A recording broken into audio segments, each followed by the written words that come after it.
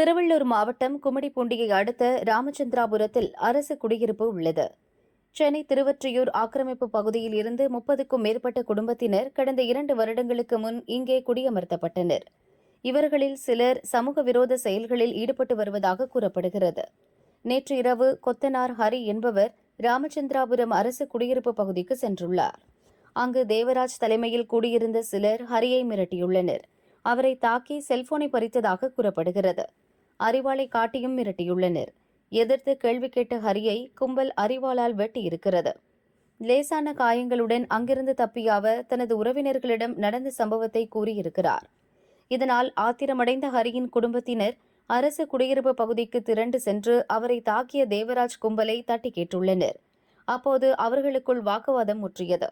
ஹரியின் உறவினர்களையும் தேவராஜ் கும்பல் அரிவாள் கத்தியால் தாக்கியது. இதில் ஹரியின் உறவினர்கள் 5 பேருக்கு கை, கால், தலையில் அரிவாள் வெட்டு விழுந்தது. அவர்கள் உடனடியாக மீட்கப்பட்டு கும்மிடிப்பூண்டி அரசு மருத்துவமனையில் சேர்க்கப்பட்டனர். தொடர்ந்து அவர்கள் ஸ்டான்லி அரசு மருத்துவமனைக்கு மேல் சிகிச்சைக்காக அனுப்பி வைக்கப்பட்டுள்ளனர். அங்கு அவர்களுக்கு தீவிர சிகிச்சை அளிக்கப்பட்டு வரும் நிலையில் 3 பேரின் நிலைமை கவலைக்கிடமாக இருப்பதாக கூறப்படுகிறது. போலீசார் சம்பவம் குறித்து விசாரித்து வருகின்றனர்.